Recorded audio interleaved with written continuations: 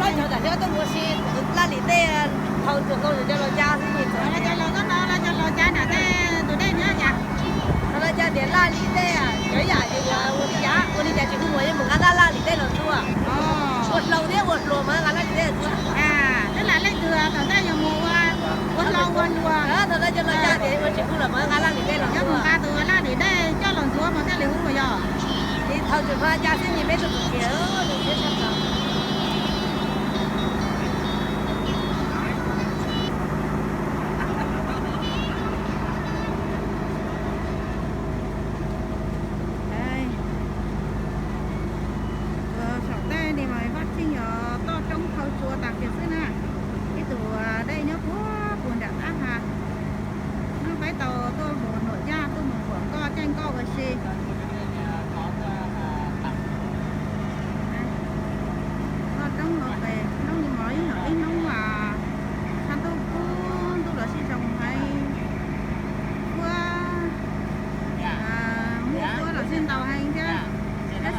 mua tay từ phố lo họ chán tu ăn tu chua hành ra lòng cao hành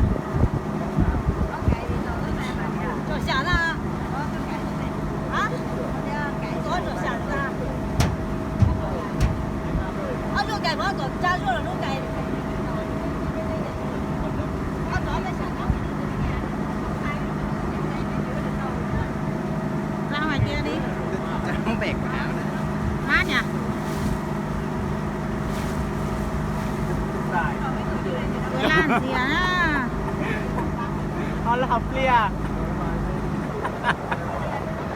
thì ra hả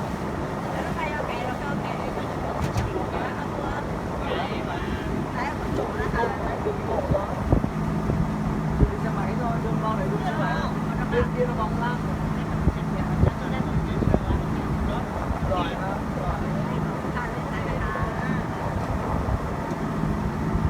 nếu mà chủ nó ô tô vào được cái trường xe máy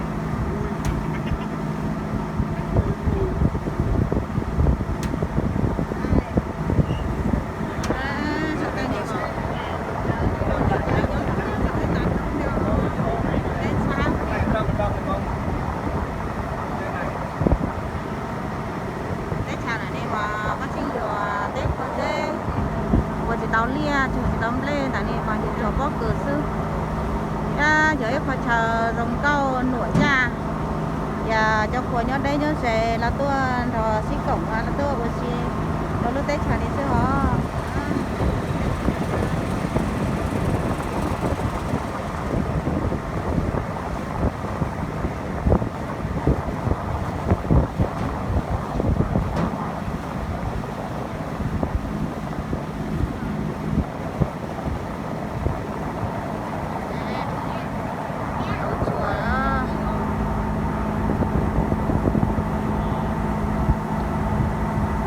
chuỗi cá cái gì kìa, câu được số cá kìa. Cá này sạch thôi.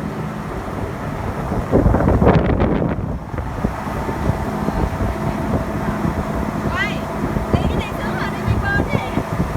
Mình bơm nổi lên tóc không về.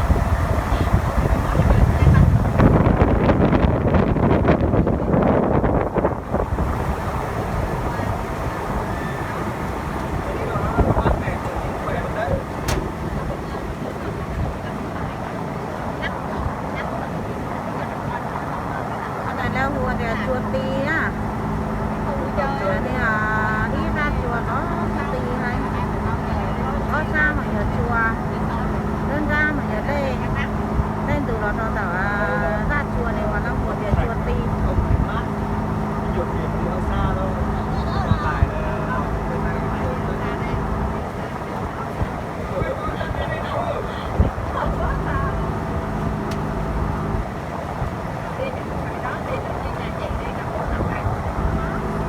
đấy thì mới được.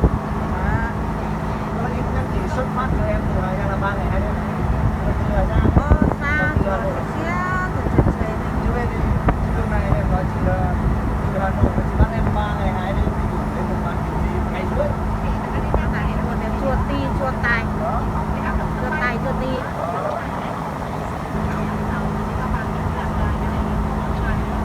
Áp lực chưa? Bây giờ mà kể các em áp lực nữa. Việc sổ. đây này từ đây này từ đơn ra có sai ở chùa đấy có sai ở chùa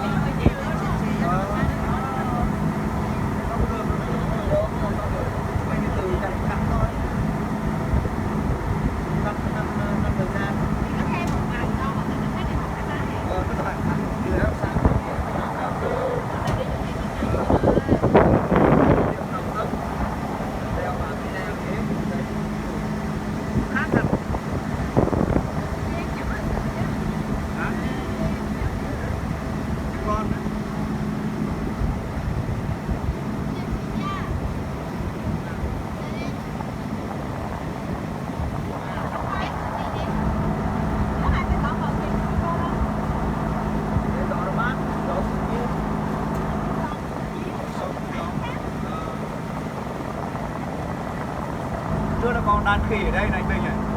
Chưa là còn đàn gia đình khỉ ở đây đấy. Xưa mới cách đây khoảng năm ngoái đấy chứ đâu. Bây giờ là nó đi đâu mà biết thức ăn hiếm mới được 10 tuổi nó. Còn 7 con. thì